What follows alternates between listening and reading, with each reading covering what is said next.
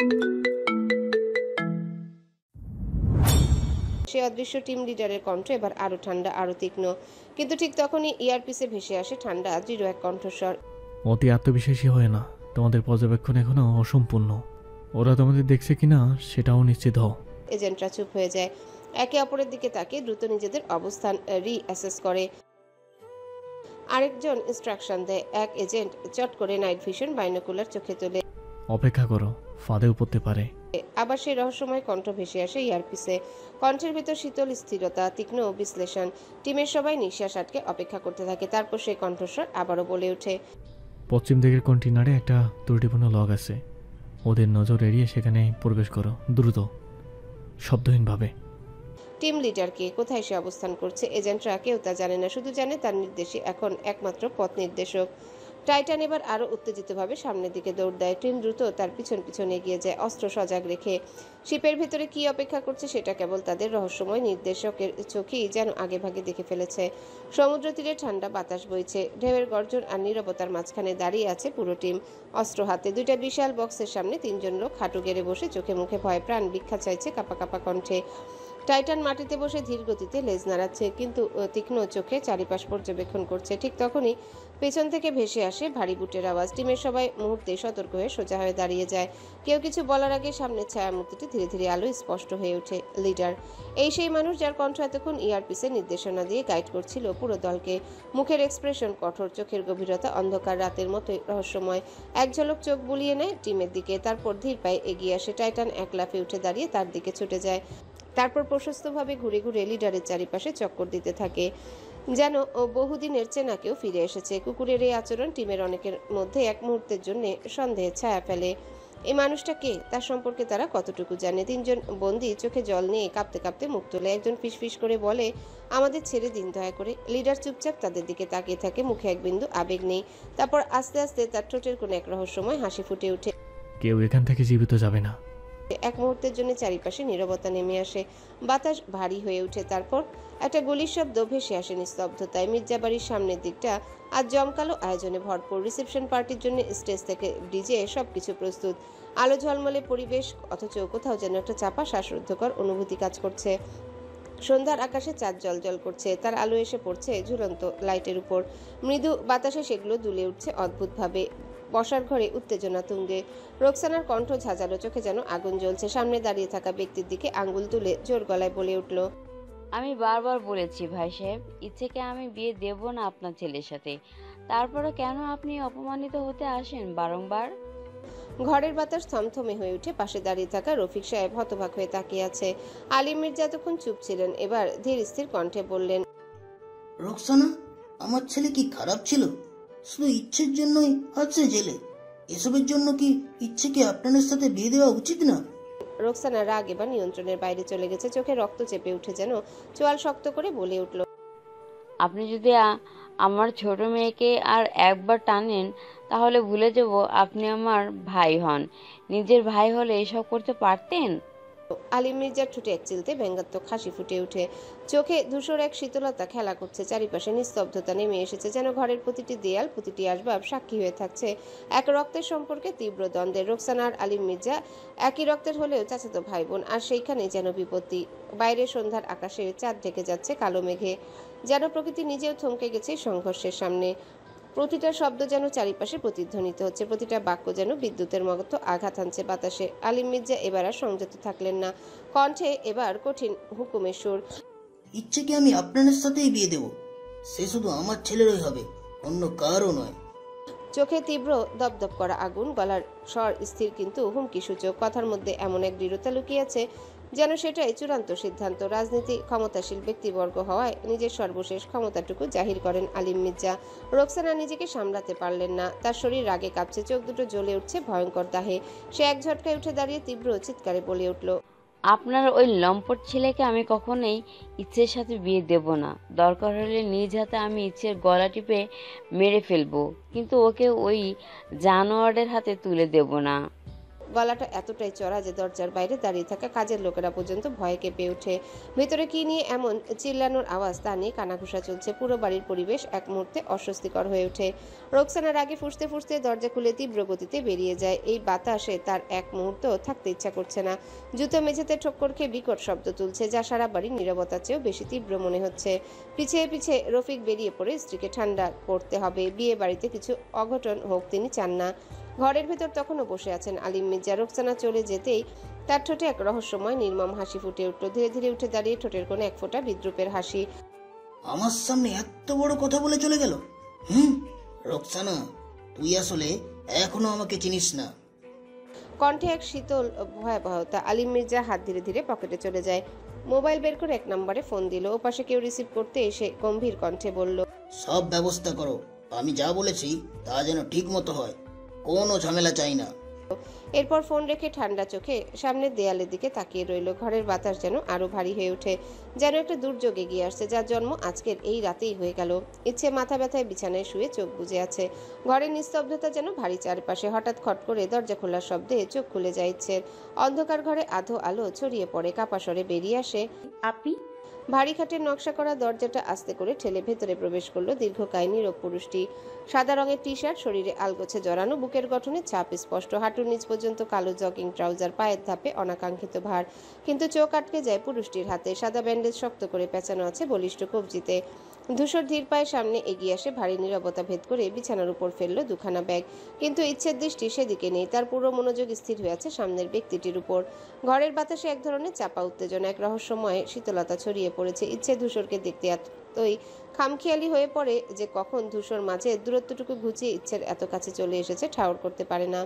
এক মুহূর্ত কিংবা তারও কম সময়ে ধূসর ইচ্ছের কোমর জড়িয়ে নেয় শক্ত করে, যেন ইচ্ছে কোনোভাবে দূরে সরে যেতে না পারে। ইচ্ছে বিস্ময়ে স্থির, হয়তো এখনো পুরোপুরি উপলব্ধি করতে পারেনি কি ঘটেছে এতটুকু সময়ের মধ্যে। ধূসর ধীরে ধীরে ইচ্ছের আরও কাছে সরে আসে। কোনো পূর্বাভাস না দিয়ে ইচ্ছের গলায় মুখ ডুবিয়ে দেয়। এক গভীর দাবিদার স্পর্শ ঠোঁট ইচ্ছের ত্বকের উষ্ণতার সঙ্গে মিশে যায়। ইচ্ছে অনুভব করে ধূসর যেন পাগলের মতো তার গলার কাছটুকু ছুঁয়ে যাচ্ছে। নিঃশ্বাসের উত্তাপে চারিপাশের বাতাস পর্যন্ত ভারী হয়ে উঠছে। এক মুহূর্তের জন্য ইচ্ছে সম্পূর্ণ স্থির হয়ে যায়, যেন সময় থমকে গেছে। কিন্তু ধূসরের পাগলামিতে ইচ্ছে শ্বাস নিতে ভুলে যায়। বুক ধকধক করে কেঁপে ওঠে আর শরীরের রন্ধ্রে রন্ধ্রে এক হিমশীতল স্রোত বয়ে যায়, যা ইচ্ছেকে অবশ করে দেয় এক অজানা অনুভূতিতে। ধূসর তার কণ্ঠের গভীরে এক রহস্যময় আবেশ মিশিয়ে ফিসফিস করে বলে ওঠে, যদি আমার জীবনে অনিশ্চয়তা থাকে, তারপরে কি বিয়ে করবে আমাকে ঘুরি? ইচ্ছে থমকে যায়। এমন অপ্রত্যাশিত প্রশ্নে তার মনে ঝড় বয়ে যায়, কিন্তু কি উত্তর দিবে তা ভেবে পায় না। ঠোঁট কাঁপে, কিন্তু শব্দ বের হয় না। কিছুক্ষণ চুপচাপ দাঁড়িয়ে থেকে যেন সময়টুকু ধরে রাখতে চাইছে। তবে ইচ্ছে কিছু বলার আগে ধূসর এক ঝটকা ইচ্ছেকে ছেড়ে দিয়ে এক শীতল অথচ কোমল কণ্ঠে বলে ওঠে, আমি অপেক্ষা করছি, তৈরি হন, ইচ্ছাময়ী তালুকদার। তারপর কোনো শব্দ না করে সরে যায় ধূসর। যেভাবে এসেছিল ঠিক সেভাবে, এক রহস্যময় ছায়ার মতো। ইচ্ছে তাকিয়ে থাকে দরজার দিকে, বুকের ভেতর অস্থিরতা নিয়ে। ধূসর একের পর এক কল করেই যাচ্ছে, কিন্তু ঈশিতা ফোন ধরার নাম নেই। বিরক্তিতে চোয়াল শক্ত হয়ে আসছে আর বারবার হাতের ঘড়িতে চোখ বুলিয়ে নিচ্ছে। সময় যেন কেবল ধীর হয়ে আসছে আর ধূসরের ধৈর্যের সীমানা ক্রমশ হয়ে যাচ্ছে। মেয়েদের এত কিসের সময় লাগে তৈরি হতে ভাবতে থাকে ধূসর আনমনে। তবে হঠাৎ করে দৃষ্টি আটকে যায় সামনের দৃশ্যে। ল্যাভেন্ডার রঙা শাড়ির কুচি সামান্য উঁচু করে বিরক্ত মুখে এগিয়ে আসছে ইচ্ছে। কপালে স্পষ্ট ভাঁজ, চোখে মুখে অনাগ্রহের ছাপ। তীক্ষ্ণ অধৈর্য ধূসরকে এখনো খেয়াল করেনি সে, কিন্তু ধূসর সে ঠিকই খেয়াল করে ফেলেছে তার ইচ্ছে মইকে। এক ঝলক চোখ বুলিয়ে নেয় ধূসর। তীক্ষ্ণ দৃষ্টি ইচ্ছের দিকে নিবদ্ধ হয়ে থাকে। মনে হয় অপেক্ষা শেষে শিকারের দিকে তাকিয়ে থাকা কোনো শিকারীর মতো। ইচ্ছেকে আজকে শাড়িতে অমায়িক লাগছে। লম্বা কালো চুল বাতাসে হালকা দুলছে, খোলা চুলের আড়ালে মুখের কোমল অভিব্যক্তি আরো রহস্যময় হয়ে উঠেছে। গলায় সোনার সেই পেন্ডেন্ট যেটা আলোয় ঝলসে উঠছে। হাতে রাঙা চুরির মৃদু ঝনঝন শব্দ শোনাচ্ছে এক অদ্ভুত সুর। গালের কুচকুচে সেই কালো তিল সব মিলিয়ে সামনের ব্যক্তিকে নাজেহাল করার ক্ষমতা রাখে। ল্যাভেন্ডার রঙা শাড়ির সাথে ইচ্ছের সিম্পল সাজ যেন এক অপার্থিব সৌন্দর্যের প্রতিচ্ছবি। ছোট একটা পার্স হাতে ধরে সামনে এগিয়ে আসছে ইচ্ছে। প্রতিটি পদক্ষেপ আত্মবিশ্বাসী, অথচ কোথাও যেন একটা চাপা দ্বিধা লুকিয়ে আছে। রক্তিম গাল দুটোতে আজকে ব্লাশের ছোঁয়া। ধূসরের দৃষ্টি এক মুহূর্তের জন্য সরে না। এক অদ্ভুত অনুভূতিতে ইচ্ছের দিকে তাকিয়ে থাকে, যেন সামনে থাকা মেয়েটা কোনো রহস্য, যার সমাধান একমাত্র সেই খুঁজে বের করার ক্ষমতা রাখে। ধীর গতিতে পা ফেলে এগিয়ে আসছে ইচ্ছে। এক হাতে শাড়ির কুচি সামলে নিচ্ছে, অন্য হাতে ছোট পাথর খচিত পার্স, যা আলোয় ক্ষণিকের জন্য ঝলমল করে ওঠে। কপালে এখনো সূক্ষ্ম ভাঁজ, যেন কোনো চিন্তার ভার সে বহন করছে। তবে তার দৃষ্টি সামনের পথে স্থির। আশেপাশের কিছুই যেন এই মুহূর্তে তার খেয়াল নেই। অন্যদিকে পকেটে হাত গুজে দাঁড়িয়ে থাকা নীরব ঘাতক পুরুষটি স্থির দৃষ্টিতে তাকিয়ে আছে ইচ্ছের দিকে। গভীর তীক্ষ্ণ চোখের সে দৃষ্টি যেন কিছু খুঁজে বেড়াচ্ছে কিংবা হয়তো কোনো কিছু নিশ্চিত করছে, কিন্তু ইচ্ছে নজরদারি কোনো খেয়ালই করছে না। আনমনে এগিয়ে আসছে ধূসরের পথে। তবে শাড়ি ঠিক করা শেষ করে যেই ইচ্ছে চোখ তুলে সামনে তাকায়, সেই মুহূর্তে ধূসরের দৃষ্টির সঙ্গে ইচ্ছে দৃষ্টি মিলিত হয়। কিছুক্ষণ যেন সময় স্তব্ধ হয়ে যায়। চারিপাশের সমস্ত কোলাহল থেমে গিয়ে কেবল তাদের মধ্যকার অদৃশ্য সংযোগটুকুই অনুভূত হতে থাকে। লাল রঙা সরু ঠোঁট দুটোতে এক অনির্বচনীয় হাসি ফুটে উঠে ইচ্ছের। চোখের তারায় এক অনন্য দীপ্তি খেলে যায়। কোনো কিছু না ভেবেই দৌড়ে গিয়ে ধূসরকে জড়িয়ে ধরে একেবারেই শক্ত করে। সেই দাম্ভিক আত্মবিশ্বাসী পুরুষটি যে এতক্ষণ নির্লিপ্ত ভঙ্গিতে দাঁড়িয়েছিল, সে এবার এক পা পেছনে নড়ে ওঠে, যেন ইচ্ছের স্পর্শ তার সমস্ত প্রতিরোধকে টলিয়ে দেয়। অথচ নিজেও বুঝতে পারে না এই মুহূর্তের অর্থ ঠিক কতটা গভীর। মুহূর্তের জন্য ধূসর হতবাক হয়ে যায়, কিন্তু ইচ্ছের উষ্ণ স্পর্শ তাকে স্থবির করে দেয়। ইচ্ছে নিজের সমস্ত শক্তি দিয়ে ধূসরের বলিষ্ঠ শরীর আঁকড়ে ধরে। হাত দুটো শক্ত হয়ে আসে, যেন একটু পরও যদি ছাড়তে হয় তাহলে শেষ মুহূর্তটাকে কিছুটা বেশি আঁকড়ে রাখতে চায়। মাথাটা রাখে ধূসরের বুকের কাছে। দ্রুত উঠানামা করা বুকের স্পন্দন যেন ইচ্ছের কানে ধাক্কা দিতে থাকে।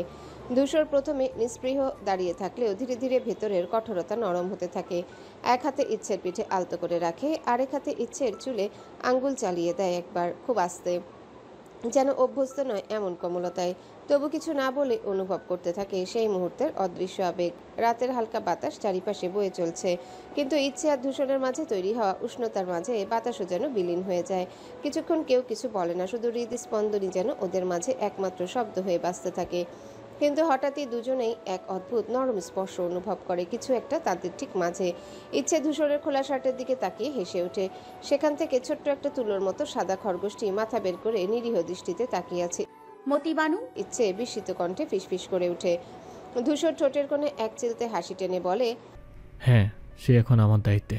ছোট্ট খরগোশটি মাঝখানে অবস্থান করে, যেন এক অদৃশ্য সংযোগ তৈরি করে রেখেছে। ইচ্ছে বিস্ময়ের মাঝে ধূসরকে আরো শক্ত করে জড়িয়ে ধরে, আর ধূসরও এক মুহূর্তের জন্য থমকে গিয়ে অনুভব করতে থাকে এই স্পর্শ, এই মুহূর্তের উষ্ণতা, আর তাদের মাঝে থাকা ছোট্ট এক জীবনের উপস্থিতি। ইচ্ছে ধূসরের শার্টের মধ্যে থেকে উকি মারা ছোট্ট খরগোশটিকে দেখে ধপ করে ধূসরের বুকে লেপ্টে যায়। তখন বুঝতে পারে ধূসর খুব ভালো করেই মতিবানু, আই মিস ইউ। বলে উচ্ছ্বাসে শার্টের ভেতর লুকানো খরগোশটিকে আলতো করে তুলে নিয়ে গাল ভর্তি চুমু খেয়ে দেয়। খরগোশটি একেবারে নড়ে চড়ে ছোট্ট নাক ঝুঁকিয়ে ইচ্ছের দিকে তাকায়, যেন সেও ইচ্ছেকে চিনতে পেরেছে। ধূসর ঠোঁট কামড়ে পাশ ফিরে তাকায়, চোখে স্পষ্ট বিরক্তির ছাপ। তারপরই হঠাৎ গম্ভীর গলায় বলে ওঠে, মতিবানু, তুই যদি এই নরম তুলতুলে ঠোঁটে ছোঁয়া পেতে পারিস, তাহলে আমার বেলায় এত বৈষম্য কেন? আমি কি ডিজার্ভ করি না ওই নরম ঠোঁটের স্পর্শ? ইচ্ছে ধপ করে মতিবানুকে বুকে চেপে ধরে। ধূসরের কথা শুনে মুখ পুরো লাল হয়ে গেছে। ধূসর এবার মুখে এক চিলতে দুষ্টু হাসি টেনে বলে, একটা খরগোশ যদি কিস ডিজার্ভ করতে পারে, তাহলে আমি তো একটু বেশি ডিজার্ভ করি, তাই না? ইচ্ছে তখনও ভ্যাবাচেকা খেয়ে ধূসরের দিকে তাকিয়ে থাকে, আর ধূসর মজা নিয়ে ইচ্ছের প্রতিক্রিয়া দেখতেই ব্যস্ত। লজ্জায় মুখ নিচু করে ইচ্ছে মতিবানুকে আরো শক্ত করে বুকে চেপে ধরে। গালজোড়া লালচে আভায় ভরে উঠেছে। ইচ্ছে কিছু বলার সাহসী পাচ্ছে না। ধূসর এক দৃষ্টিতে তাকিয়ে আছে ইচ্ছের দিকে, চোখে যেন এক অদ্ভুত তীক্ষ্ণতা, গভীরতা, যেন সে ইচ্ছের মনে সবকিছু পড়ে ফেলতে পারছে। সাদা প্যান্টের সঙ্গে ল্যাভেন্ডার রঙের শার্ট, জিম করা শরীরে আটসাট হয়ে থাকা সেই শার্ট ধূসরকে আরও মোহনীয়, আরও আকর্ষণীয় করে তুলেছে। সন্ধ্যার হালকা বাতাসে শার্টের হাতের কিনারা একটু একটু নড়ছে, কিন্তু ধূসরের গাঢ় দৃষ্টি এতটুকুতেও টলে না। ইচ্ছে সাহস করে এক ঝলক তাকাতেই ধূসর ঠোঁটের কোণে দুষ্টু হাসি ফুটিয়ে বলে, এখনো যদি বুঝতে না পারিস, তাহলে বলবো তোর বোঝার ক্ষমতা নিয়ে আমি সন্দেহ করি। ইচ্ছে কিছু বলতে গিয়েও আবার থেমে যায়। বুক ধকধক করছে, কিন্তু ইচ্ছে বোঝে না এটা ধূসর ভাইকে নিয়ে নাকি তার নিজের মনের এলোমেলো আবেগ নিয়ে। ধূসর হুট করে ধীরে ধীরে ইচ্ছের সামনে ঝুঁকে পড়ে। তার মুখ একেবারে ইচ্ছের ঠোঁট বরাবর নামিয়ে আনে। মাঝের সামান্য ফাঁকটুকু ধূসর নিজেই মিটিয়ে দেয়, আর ঠিক তখনই ইচ্ছে নরম ঠোঁট ছুঁয়ে যায় ধূসরের গাল। ইচ্ছে থমকে যায়, যেন পুরো শরীর অবশ হয়ে আসে মুহূর্তের জন্য। ইচ্ছের ভেতরটা কাঁপতে থাকে, লজ্জায় চুপসে যায়। চোখ বড় হয়ে ধূসরের দিকে তাকায়, কিন্তু কিছু বলার ভাষা খুঁজে পায় না। ধূসর হাসে, সেই পরিচিত দুষ্টু হাসি। ঠোঁটের কোণে এক চিলতে চাতুর্যের ছাপ, চোখে মুখে এক ধরনের খুনসুটির ছায়া। ধূসর আরো খানিকটা এগিয়ে আসে, ইচ্ছের কানের ঠিক পাশে মুখ নিয়ে ফিসফিসিয়ে বলে, তোর মসৃণ কোমরের নাভিটা কিন্তু আমার, বলেও কারো নজর যেন না পড়ে, তাহলে পিষিয়ে মারবো। ধূসরের গভীর স্থির কণ্ঠস্বর ইচ্ছের কানে আঘাত করে না, বরং শরীরের ভেতর দিয়ে শিহরণ বয়ে দেয় ইচ্ছে চমকে ওঠে, দ্রুত হাত বাড়িয়ে শাড়ির আঁচল টেনে নেয় কোমরের কাছে। কখন যে শাড়ি একটু সরে গেছে নিজেও খেয়াল করেনি, কিন্তু ধূসর ঠিকই করেছে। তীক্ষ্ণ দৃষ্টি এড়ানো সম্ভব নয়। ধূসর হাসে, একেবারে নিঃশব্দ কিন্তু গভীর সেই হাসি। ধূসর আরেকটু ঝুঁকে আসে, এতটাই যে ইচ্ছে নিঃশ্বাসও ফেলতে ভয় পায়। ধীরে ধীরে হাত বাড়িয়ে ইচ্ছের কাঁধ থেকে শাড়ির আঁচল সামান্য সরিয়ে নেয়, তারপর নিখুঁতভাবে সেটি পিন আপ করে দেয়। ইচ্ছে বারবার মুগ্ধ হয়, কিন্তু একই সঙ্গে লজ্জায় ডুবে যায়। ধূসরের উপস্থিতি যেন তার সমস্ত অনুভূতি এলোমেলো করে দিচ্ছে। হাত পা অবশ হয়ে আসে, মুখ শুকিয়ে যায়, অথচ হৃদস্পন্দন বাড়তে থাকে বেপরোয়াভাবে। ধূসর তখনও তাকিয়ে আছে, চোখে মুখে স্পষ্ট দাবিদারিত্বের ছাপ, যেন বলে দিচ্ছে তোর সবটুকু শুধু আমার ইচ্ছেময়ী। তারপর নিজের বাহু সামনের দিকে বাড়িয়ে দেয়, ঠিক ইচ্ছের দিকে, যেন কোনো কথা না বলেই কিছু ইঙ্গিত করছে। ইচ্ছে এক মুহূর্ত থমকে থাকে, তারপর ধীরে ধীরে ইঙ্গিত বুঝতে পেরে নিঃশব্দে ধূসরের বাহুর মধ্যে নিজের হাত ঢুকিয়ে দেয়। ধূসর তখনও হাসছে, আর ইচ্ছে সে শুধু নিজের স্পন্দিত হৃদয়কে থামানোর চেষ্টা করছে, যা ধূসরের সামান্য ছোঁয়াতে যেন দ্বিগুণ বেগে চলতে শুরু করে। সামনের দিকে ধীর পায়ে এগিয়ে চলে ইচ্ছে, ধূসরের সঙ্গে তাল মিলিয়ে। বুকের কাছে জড়িয়ে রাখা ছোট্ট মতিবানু কৌতূহলী চোখে চারিপাশ দেখছে, নরম তুলতুলে কানগুলো মাঝে মাঝে নড়ছে বাতাসে। ধূসর এক পাশ থেকে ইচ্ছের দিকে তাকিয়ে থাকে, চোখে এক ধরনের প্রশান্তির ছাপ, যেন তার পৃথিবীটা এই মুহূর্তে ঠিকঠাক হয়ে গেছে। ইচ্ছে ধূসরকে না দেখার ভান করলেও মনের ভিতর কোথাও যেন একটা অস্থিরতা কাজ করছে, এক অদ্ভুত অনুভূতি যা সে ব্যাখ্যা করতে পারে না। ধূসর হঠাৎ এক হাতে ইচ্ছের কাজ ছুঁয়ে ফিসফিস করে বলে, এই তাল মিলিয়ে চলার অভ্যাস রাকেশ ঘড়ি, আমার সাথে অনেক দূর যেতে হবে কিন্তু। ইচ্ছে ধূসরকে এক ঝলক তাকিয়ে দেখে, তারপর কোনো উত্তর না দিয়ে তার পাশে কেবল হাঁটতে থাকে, হয়তো সত্যিই অনেক দূর পর্যন্ত। ছাদের এক কোণে নরম চাঁদের আলো ছায়া ফেলছে, বাতাস ভারী এক অদৃশ্য উত্তেজনায়। ঈশিতা নিঃশব্দে দাঁড়িয়ে, শরীরের ভাষায় এক ধরনের অপরাধবোধ। ঠিক সামনে দাঁড়িয়ে থাকা পুরুষালী অবয়বটি একপাশে হাত গুটিয়ে গভীর দৃষ্টিতে তাকিয়ে আছে ঈশিতার দিকে, চোখে অভিমান আর রাগের মিশ্রণ। সে এক পলক ঈশিতাকে দেখে হেসে ওঠে, একটা ঠান্ডা ব্যঙ্গাত্মক হাসি, তারপর ধীর গলায় বলে ওঠে, কি ভেবেছিলে আমি কিছুই জানবো না? একা একা ঘুরে বেড়াচ্ছ, আমার ফোন ধরছো না, দুই ভাই বোন মিলে আমাকে পাগল বানানোর প্ল্যান করেছো। ঈশিতার গলায় জমে থাকা শ্বাস নামিয়ে আনতে চেষ্টা করে, তবু তার কণ্ঠ কাঁপে। আমি কিন্তু কিছু করিনি। সারাক্ষণ ফোন করছিলেন। বিয়ে বাড়ি, কত লোকজন, কেউ শুনলে কেলেঙ্কারি তো হয়ে যেত না। ছায়ামানব ঈশিতার দিকে এক পায়ে এগিয়ে আসে, ঈশিতার শ্বাস আটকে যায়। স্নায়ুর চাপ ধরে রাখতে না পেরে তৃণর দিকে দৃষ্টি সরিয়ে নেয়, কিন্তু সামনের ব্যক্তিটি ঈশিতার সেই দুর্বলতা ঠিকই ধরে ফেলে। ধীর কণ্ঠে গভীরভাবে বলে, কেলেঙ্কারি ভয় করছো নাকি অন্য কিছুর? তোমার চোখ তো অন্য কিছু বলছে ঈশিতা। ঈশিতা চারিপাশে তাকিয়ে দেখে, ছাদে এখনো নীরবতা, তবু একটা অস্থিরতা তার মধ্যে দোল খাচ্ছে। ফিসফিসিয়ে বলে, কেউ এসে পড়বে, যেতে দিন আমায়, পরে কথা বলি। তবে তৃণ ঈশিতাকে এত সহজে ছাড়ার জন্য আসেনি। ঈশিতার পথ আটকে দাঁড়িয়ে এক দৃষ্টিতে চোখে চোখ রেখে বলে, তোমার পরীক্ষা শেষ হলে আমি বিয়ে করব, নিজেকে তৈরি রেখো। দুশোর কিছু বলতে আসলেও আমি শুনবো না কিছু। ঈশিতা হতভম্ব হয়ে তৃণর দিকে তাকিয়ে থাকে, মনে হয় কিছু একটা বলতে যাবে, কিন্তু তৃণ তখনই খেয়ালি কণ্ঠে যোগ করে, আর হ্যাঁ, যাওয়ার আগে গুনে গুনে 37.5টা চুম খাবে। এইবার ঈশিতার চোখ বড় বড় করে ফেলে, যেন কালে ভুল শুনছে।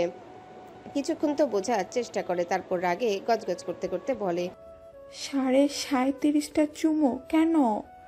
তৃণ নিঃশব্দে হাসে, ঈশিতার অপ্রস্তুত মুখের দিকে তাকিয়ে বলে, 37 বার কল ধরনি আর একবার মিসড কল, সব মিলিয়ে 37.5টা চুমু দিয়ে পাপ মোচন করো।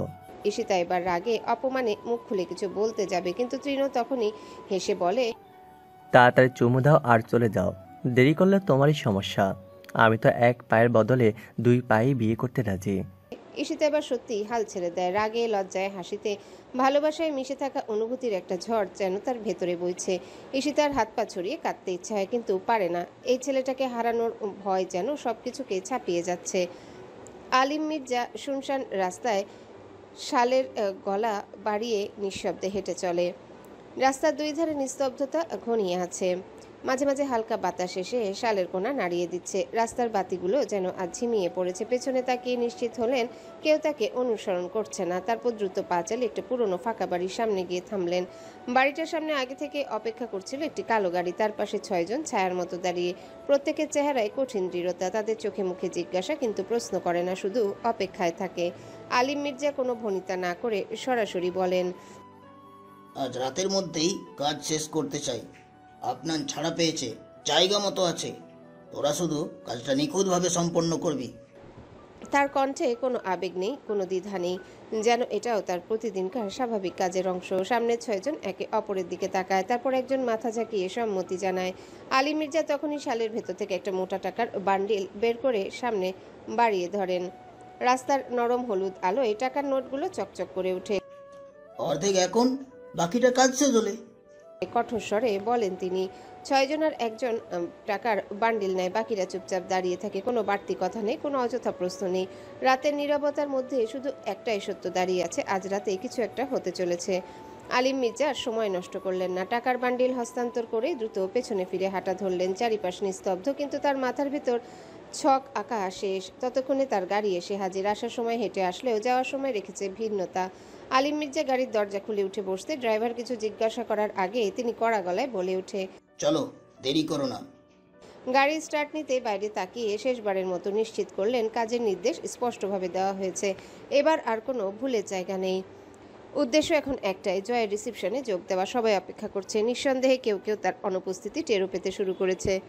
রাজনীতির দাপট সম্পন্ন ব্যক্তি, একজন প্রভাবশালী নেতা। নিজের বাড়ির ছেলের বিয়েতে যদি তিনি হাজির না থাকেন তবে সন্দেহের দানা বাঁধতে দেরি হবে না। গাড়ির জানালা দিয়ে বাইরে তাকিয়ে গভীর নিঃশ্বাস নিলেন আলিম মির্জা। মুখে স্বাভাবিক গাম্ভীর্য, যেন কিছুই হয়নি, যেন তিনি শুধুই আরেকজন অতিথি যার উপস্থিতি আজকের রাতে অত্যন্ত জরুরি। কিন্তু বাস্তবে এই রাত্রির ছায়া এক ভয়ঙ্কর খেলা শুরু হয়ে গেছে, একটি পরিকল্পনা যার পরিণতি বদলে দিতে পারে অনেক কিছু। রিসেপশনের আয়োজন একেবারে রাজকীয়, আলো ঝলমলে পরিবেশ, চারিপাশে সাজসজ্জার বাহার, আর তার সঙ্গে তাল মিলিয়ে উচ্চস্বরে বাজছে গান। অতিথিদের হই হুল্লোড় চারিপাশে মুখরিত। কেউ নাচছে, কেউ একসঙ্গে বসে গল্পে মেতে উঠেছে। বড়রা সামনের সারিতে আয়েশ করে বসে অনুষ্ঠান উপভোগ করছেন। এরই মধ্যে এক কোণে ইনান, রিসাদ আর কয়েকজন বন্ধু মিলে নিজেদের মতো ব্যস্ত। তানহা পাশে দাঁড়িয়ে ইনানকে খোঁচা দিয়ে বলে উঠল, দোস্ত, আমি কিন্তু আজ বেশ এক্সাইটেড। ইচ্ছেকে আজকে মানিয়ে ছাড়বি কিন্তু। ইনান হেসে কিছু বলার আগে রিসাদ আর অন্যরা নিজেদের আলাপে ডুবে যায়। কেন এমনটা করলো অজানা। স্টেজের দিকে চোখ ঘোরাতে দেখা গেল জয় তার নববধূর হাত ধরে অতিথিদের শুভেচ্ছা গ্রহণ করছে, হাসি মুখে ছবি তুলছে, কুশল বিনিময় করছে। পুরো আয়োজনের কেন্দ্রবিন্দুতে এখন জয় আর তার স্ত্রী। কিন্তু ইনান তখন যেন একটু অন্যমনস্ক, কিছু একটা ভাবছে, হয়তো কোনো অজানা আশঙ্কা ঘিরে ধরেছে।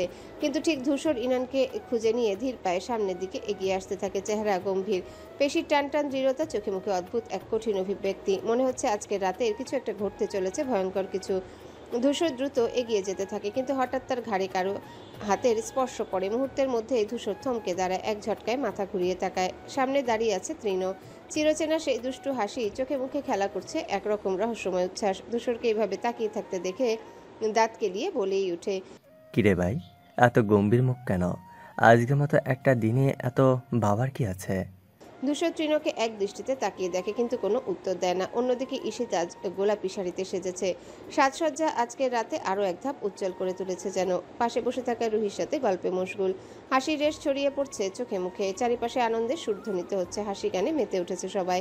কিন্তু এসব কোলাহলের মাঝেও ইচ্ছের যেন একদমই বেমানান লাগছে। পুরোটা সময় নিজেকে গুটিয়ে রেখেছে, যেন এই জমকালো আয়োজন থেকে নিজেকে লুকিয়ে রাখতে চায়। আসলে ধূসরের সামনে থাকাটা তার জন্য কেমন অস্বস্তিকর হয়ে উঠছে। ধূসর ভাইয়ের বলা কথাগুলো, সেসব যতবার মনে পড়ে ততবারই ইচ্ছে লজ্জায় আরও মিয়ে যেতে থাকে।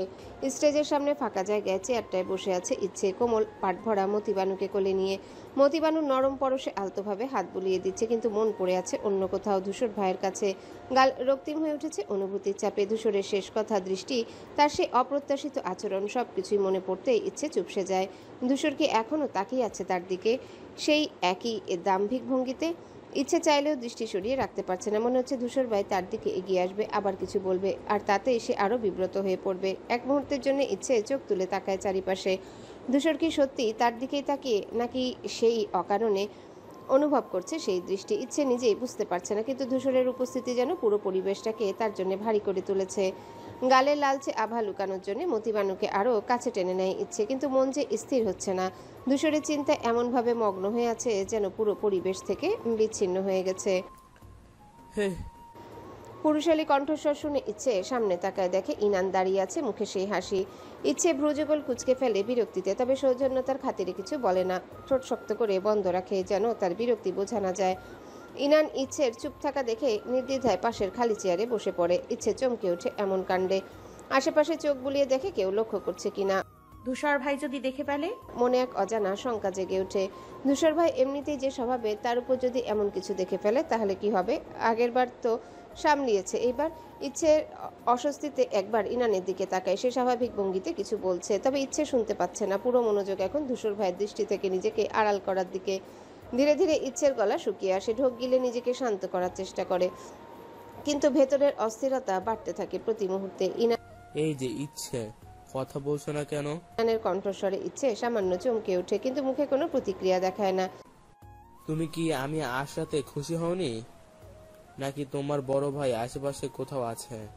ইনান কৌতূহল ভরা চোখে চারিপাশে তাকায়, তারপর নিচু স্বরে যোগ করে, থাকলে বলো, আমি উঠে যাচ্ছি, পরে আবার আসবো।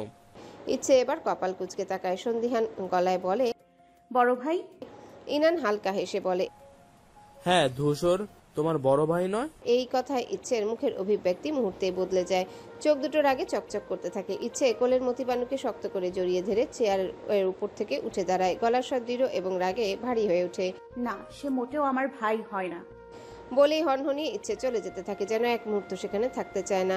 পেছনে বসে থাকা ইনান তখনও হাসছে, এক অদ্ভুত রহস্যময় হাসি। ইচ্ছে চলে যাওয়ার দিকে তাকিয়ে। রাতের আবহাওয়া বেশ ঠান্ডা, তবে চারিপাশের কোলাহলে তা অনুভব করার সুযোগ নেই। রিসেপশনের উজ্জ্বল আলো আর মানুষের কথোপকথনের মাঝেও ধূসর, তৃণ, রাদীপ ও বাকিরা এক প্রকার নিজেদের জগতে বন্দী। তৃণ ধূসরের দিকে তাকিয়ে কপাল কুঁচকে বলল, তুই আমাকে এত তাড়াতাড়ি ডেকে আনলি কেন? কি এমন গুরুত্বপূর্ণ ব্যাপার? ধূসর কিছু না বলে মাথা নিচু করে কপালের একপাশে 2 আঙ্গুল দিয়ে স্লাইড করে, যেন কোনো গভীর চিন্তায় ডুবে আছে। চেহারার অস্বাভাবিক গম্ভীরতা দেখে বাকিরাও নিঃশব্দ হয়ে পড়ে। চারিপাশে আলো ঝলমলে পরিবেশের বিপরীতে এই ছোট্ট দলে যেন এক অন্যরকম চাপা উত্তেজনা কাজ করছে। ট্রিনের প্রশ্নের উত্তর না দিয়ে ধূসর নিচু স্বরে বলল, তোদের আমেরিকার রিভার কথা মনে আছে? ধূসরের কণ্ঠে এক ধরনের অদ্ভুত ভারী শোনালো, যেন দলটিকে কিছু গুরুত্বপূর্ণ কিছু মনে করিয়ে দিতে চাইছে। রাদীপ প্রথমে প্রতিক্রিয়া দেখালো, চোখে বিস্ময়ের ছায়া ফুটে ওঠে। রাদীপ মাথা সামান্য ঝুঁকে বলল, ভাই বলতে চাস কি? খুলে বল প্লিজ। ধূসর এবার ধীরে ধীরে মাথা তুলে, চোখে অদ্ভুত এক দৃষ্টি, যেন বহুদিন ধরে লুকিয়ে রাখা কোনো সত্য উন্মোচনের দ্বার প্রান্তে দাঁড়িয়ে আছে। চারিপাশে উচ্ছ্বাস, হাসি, আনন্দ সবকিছু থেকে দূরে আলাদা এক জগতে আটকে আছে। কিন্তু এই ছোট দলে এখন যে অস্থিরতা, তা মুহূর্তের মধ্যে সবকিছুর উল্টো দিক ঘুরিয়ে দিতে পারে। চারিপাশে আনন্দের রং ছড়ালেও এই ছোট দলটার পরিবেশ একেবারে ভিন্ন। ধূসর এক মুহূর্ত চুপ থেকে এক গভীর দৃষ্টিতে সামনে তাকিয়ে রইল, তারপর শান্ত অথচ ভয়ঙ্কর স্বরে শুধায়, ইচ্ছের পাশে যে ইনান গুরুগুরু করছে, জানিস সে কে? সে আসলে কেউ না, রিভার জারুর ছেলে। আমার সিক্স সেন্স বলছে ওকে কেউ লেলিয়ে দিয়েছে ইচ্ছার পিছনে।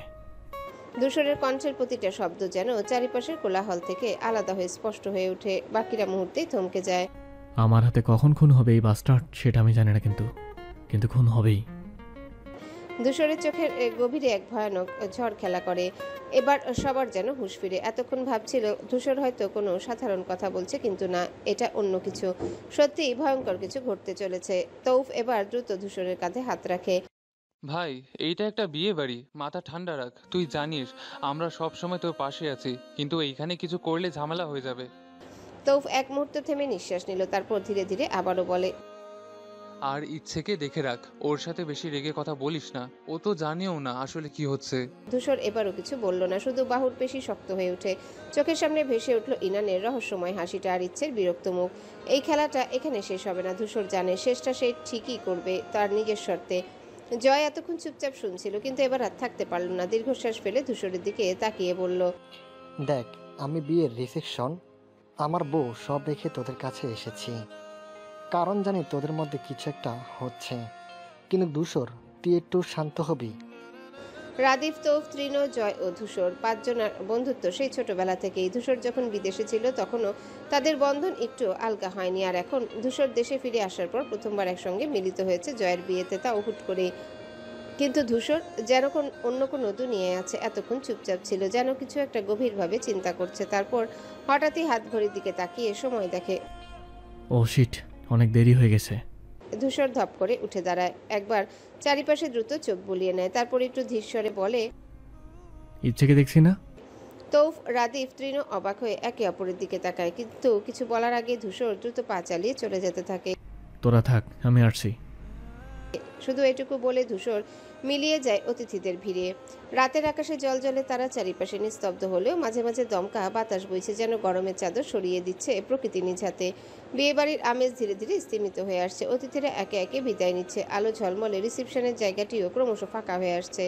ধূসর দাঁড়িয়ে চারিপাশে একবার চোখ বুলিয়ে নেয়। লোকজনের ভিড় কমলেও দৃষ্টি এক মুহূর্তের জন্য স্থির থাকছে না, কারণ ইচ্ছেকে কোথাও দেখা যাচ্ছে না। আশেপাশে যতবার তাকাচ্ছে ততবারই যেন মনের ভেতর অস্বস্তির অনুভূতি বেড়ে চলেছে ধূসরের। অধৈর্য হয়ে ধূসর গভীর শ্বাস নেয়। কিছু একটা ঠিক লাগছে না তার। ইচ্ছে কি কোথাও গেছে, কিন্তু কোথায়? এতক্ষণ ধরে কেন দেখা মিলছে না? আর দেরি না করে ধূসর রিসেপশনের জায়গা থেকে সোজা বাড়ির দিকে হাঁটা দেয়। প্রতিটি পদক্ষেপে যেন উৎকণ্ঠা জমাট বাঁধছে। ইচ্ছে কি ঘরে ফিরে গেছে নাকি অন্য কোথাও? প্রশ্নগুলো মাথার ভেতর ঘুরপাক খেতে থাকে, আর ধূসরের হৃদস্পন্দন যেন বাড়তে থাকে প্রতিটি মুহূর্তে। ধূসর বাড়ির দিকে এগুতেই দেখে রোকসানা ভেতর থেকে তাড়াহুড়ো করে বেরিয়ে আসছে। তার চোখে অস্বস্তি আর উদ্বেগের ছাপ স্পষ্ট। ধূসরকে দেখেই রোকসানা থেমে গিয়ে দুরু কণ্ঠে জিজ্ঞাসা করে, ধূসর ইচ্ছেকে দেখেছিস? কখন থেকে মেয়েটাকে খুঁজছি, সারা বাড়ি ঘুরলাম, কোথাও নেই। ধূসরের মনে যেন বজ্রপাত হয়। হৃৎপিণ্ড মুহূর্তেই ধুকপুক করতে থাকে। গলার স্বর যতটা সম্ভব স্বাভাবিক রাখার চেষ্টা করে বলে, মনে রিসেপশনে পাইনি ওকে, আমিও খুঁজছি, কোথায় গেছে বলতে পারছি না। রোকসানার মুখ বিবর্ণ হয়ে যায়। পায়ের নিচ থেকে শক্ত জমিন সরে যাওয়ার মতো অনুভূতি হয় তার। ধপ করে বসে পড়েন এক জায়গায়, শরীর কাঁপতে থাকে। আমার মেয়ে কোথায় গেল ধূসর? ওর কিছু হলে আমি বাঁচবো না। এই বলেই কান্নায় ভেঙে পড়েন রোকসানা। বুক চেপে ধরে ফুপিয়ে ফুপিয়ে কাঁদতে থাকেন। ধূসর দ্রুত এগিয়ে গিয়ে রোকসানাকে শক্ত করে জড়িয়ে ধরে। ধূসরের নিজেরই বুকের ভিতর আগুন জ্বলছে, কিন্তু এখনই ভেঙে পড়লে চলবে না। অন্যদিকে রোকসানার কান্নার শব্দে বাড়ির অন্যরা ছুটে আসে। একে একে সবাই ঘিরে ধরে। ঘরে শোরগোল ছড়িয়ে পড়ে, কিন্তু ধূসর কিছু শুনতে পাচ্ছে না। তার কানে যেন শুধুই প্রতিধ্বনিত হচ্ছে রোকসানার ভয়ার্ত কণ্ঠ। আমার মেয়ে কোথায়? ঘরের পরিবেশ থমথমে। আতঙ্ক, উদ্বেগ আর রাগ মিলে যেন এক ভয়াবহ পরিস্থিতি সৃষ্টি হয়েছে। রোকসানা সোফায় আধা শোয়া অবস্থায় কাঁপতে কাঁপতে ফুপিয়ে কাচ্ছে। মুখ বারবার একটাই কথা, আমার ইচ্ছেকে এনে দাও, আমার মেয়েকে এনে দাও। রাত 11:30 বাজে, অথচ ইচ্ছের কোনো খোঁজ নেই। ধূসর দাঁড়িয়ে আছে স্থির হয়ে, যেন সারা শরীরের রক্ত হিম হয়ে গেছে। চোখের দৃষ্টি ফ্লোরে আটকে আছে, কিন্তু ভেতরে যেন প্রচন্ড ঝড় বয়ে যাচ্ছে। হঠাৎ দামন থেকে চিৎকার ভেসে আসে। ধূসর ইনানকে বেধড়ক মারছে। চারিপাশের আতঙ্কিত চোখগুলো তাকিয়ে আছে এই দৃশ্যের দিকে। ইনানের মুখে রক্ত গড়িয়ে পড়ছে, কিন্তু ধূসর একটুও থামছে না। চোখে ভয়ঙ্কর আগুন, মুখে একটাই কথা, তুই কোথায় রেখেছিস ইচ্ছাকে বল, নলে তোর হাড় করে একটা অস্ত্র থাকবে না। আরফান, তৃণ, রাদীপ সবাই মিলে ধূসরকে থামানোর চেষ্টা করছে, কিন্তু ধূসর যেন রাগের আগুনে পুড়ে যাচ্ছে। ইনান কাশতে কাশতে অস্পষ্ট স্বরে বলে, আমি জানি না ইচ্ছে কোথায়। ধূসর থেমে যায়, তবে চোখের দৃষ্টি আরো কঠিন হয়ে ওঠে। এবার ইনানের কলার ধরে টেনে তোলে, চোখের সামনে এনে বলে, তুই মিথ্যে বলছিস, তুই ইচ্ছার পেছনে ঘুরঘুর করছিলি, আর এখন বলছিস তুই জানিস না। রোকসানার কান্নার শব্দ আবারও বাড়তে থাকে। পুরো বাড়িটা যেন আতঙ্কের ছায়ায় ঢেকে যায়। ধূসরের রাগ ক্রমশ ভয়ঙ্কর রূপ নিতে থাকে। আজ যদি ইচ্ছেকে না পাওয়া যায়, তাহলে এই রাত যেন এক রক্তাক্ত অধ্যায় হয়ে থাকবে। রাগে ধূসরের চোখ যেন আগুনের মতো জ্বলছে। হাত দুটো মুষ্টিবদ্ধ, শিরাগুলো ফুলে উঠেছে পেশির। ইনান মাটিতে পড়ে কাশতে থাকে। এক হাতে নিজের গলা ধরে শ্বাস নেওয়ার চেষ্টা করছে। রাদীপ, তৌফ, আরফান, তৃণ সবাই মিলে ধূসরের হাত চেপে ধরে টেনে সরানোর চেষ্টা করছে, কিন্তু ধূসর যেন পাগল হয়ে গেছে। আমি শেষবারের মতো জিজ্ঞাসা করলাম, ইনান, আমার ইচ্ছে কোথায়? ধূসর গর্জে ওঠে। তার কণ্ঠস্বর বসার ঘরে নীরবতার ভেতর বজ্রপাতের মতন ধ্বনিত হয়।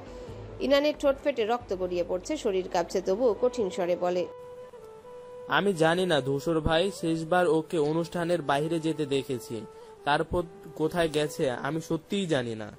ধূসর ক্ষিপ্ত হয়ে আবারও ইনানের কলার ধরে তুলে নেয়, কিন্তু এবার রাদীপ আর তৃণ মিলে ধূসরকে ধরে সরে নিয়ে। শান্ত হ ভাই, ইনান যদি কিছু জানতো তাহলে এতক্ষণে বলতো। রাদীপ গম্ভীর কণ্ঠে বলে। রোকসানা সোফায় আধা শোয়া অবস্থায় কাঁদতে কাঁদতে বলছে, আমার মেয়েটাকে এনে দে ধূসর, আমি জানি ও কোথাও একা থাকতে পারে না। কেউ ওকে নিয়ে গেছে। ধূসরের মাথায় রক্ত চড়তে থাকে। দেরি না করে মোবাইল বের করে দ্রুত কোথাও ফোন দেয়। রিজওয়ান, 5 মিনিটের মধ্যে আমার সামনে হাজির হওয়া, ইচ্ছেকে খুঁজে বের করতে হবে। রাত গভীর থেকে গভীরতর হচ্ছে, কিন্তু ইচ্ছের কোনো খোঁজ নেই। ধূসরের মনে অজানা আশঙ্কা জমতে থাকে। যদি সত্যিই কিছু ঘটে গিয়ে থাকে, যদি ধূসরের শ্বাস নিতে কষ্ট অনুভব করে। আজ যে করেই হোক ইচ্ছেকে ফিরিয়ে আনবে। রফিক তালুকদার দুহাতে মাথা চেপে ধরে নিঃশব্দে বসে আছেন। পাশে ইনায়েত তালুকদার সান্ত্বনা দেওয়ার চেষ্টা করছে, কিন্তু সান্ত্বনারও যেন কোনো মূল্য নেই এই মুহূর্তে। সেই সময়গুলোর কথা মনে পড়ছে রফিক তালুকদারের, যখন রোকসানার কোলে সন্তান ছিল না। কত রাত যে তিনি স্ত্রীর কান্না শুনে নিঃশব্দে দীর্ঘশ্বাস ফেলেছেন তা আর কেউ জানে না। রোকসানা রাতের অন্ধকারে স্বামীর বুকে মুখ লুকিয়ে হাউমাউ করে কেঁদেছে।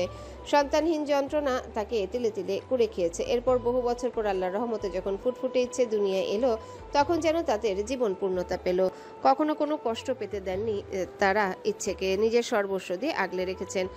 অথচ আজ সেই মেয়ে কোথায় কেউ জানে না। 2 ঘন্টারও বেশি সময় হয়ে গিয়েছে, কোনো খোঁজ নেই তার কলিজার। ছেলে মানুষ সহজে কাঁদতে পারে না, তাও যদি সে হয় রফিক তালুকদারের মতো কঠিন প্রকৃতির মানুষ। কিন্তু এখন আর শক্ত থাকতে পারছেন না, বুকের ভেতর হাহাকার করছে, অথচ চোখের জল ফেলতে পারছেন না। মনে হচ্ছে যদি কাঁদেন তাহলে যেন এক বুক যন্ত্রণায় বেরিয়ে আসবে। আর তাই কোনো কথা না বলে তিনি শুধু রবের দরবারে চুপি চুপি মেয়ে ফিরে পাওয়ার জন্য দোয়া করছেন মন থেকে, প্রাণ থেকে।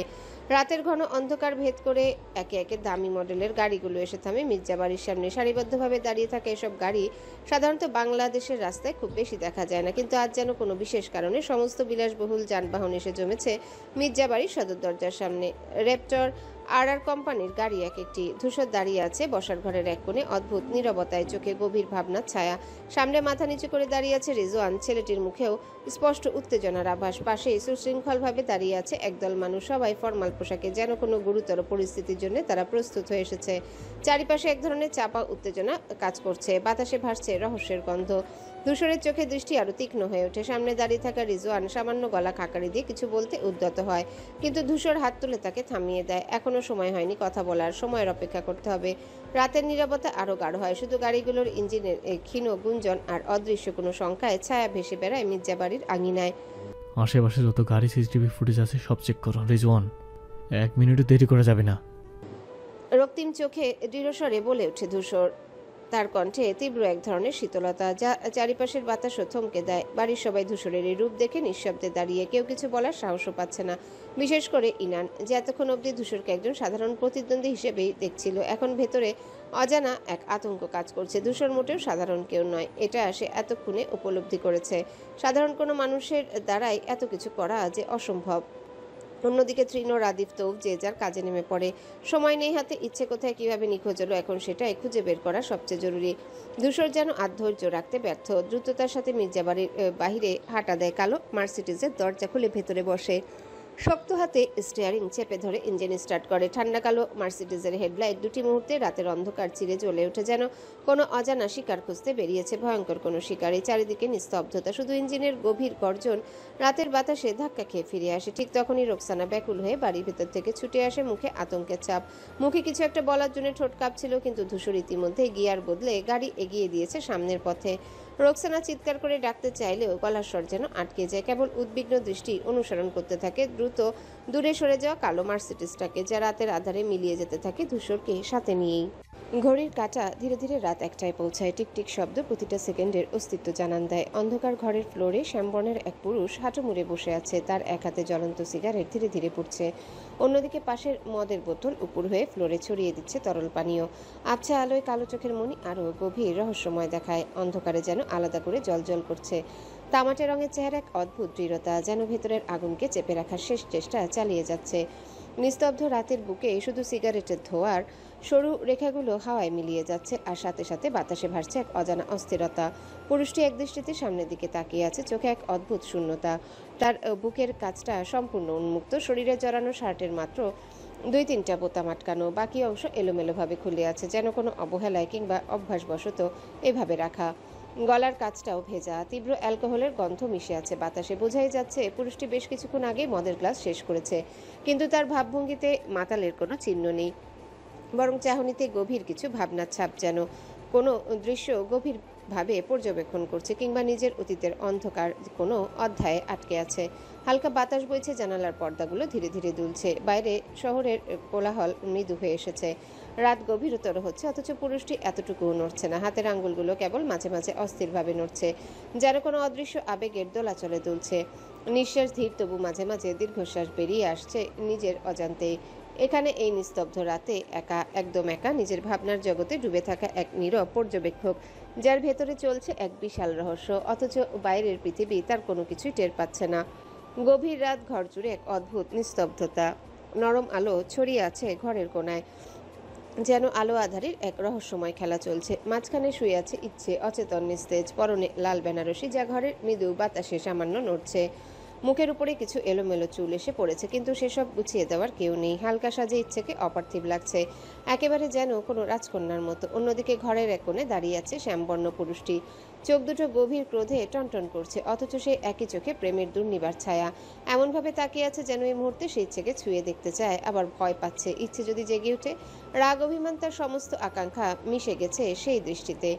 সে কি কখনো ভেবেছিল ইচ্ছেকে এভাবে দেখতে পাবে, এতটা নিষ্পাপ, এতটা অসহায়? নিজের মুষ্টিবদ্ধ হাতের চাপে শিরাগুলো স্পষ্ট হয়ে উঠেছে, কিন্তু কিছুই করার নেই এখন। সমস্ত অনুভূতি যেন আটকে গেছে কেবল ইচ্ছের দিকে তাকিয়ে থাকার মধ্যেই। ফাঁকা রাস্তায় কালো ধোঁয়া তুলে ধাবমান ব্ল্যাক মার্সিডিজ, স্টিয়ারিংয়ে ধরা হাতের দৃঢ়তা, চোখের দৃষ্টি শীতল, অথচ ভেতরের আগুনে দগ্ধ হচ্ছে ধূসর তালুকদার, যেন এক উন্মাদ শিকারী, যার একমাত্র লক্ষ্য হারানো শিকারকে ফিরে পাওয়া। হেডলাইটের আলো ঝলকানিতে সামনের পথ আলোকিত হলেও ধূসরের মানসপটে অন্ধকার দাপিয়ে বেড়াচ্ছে।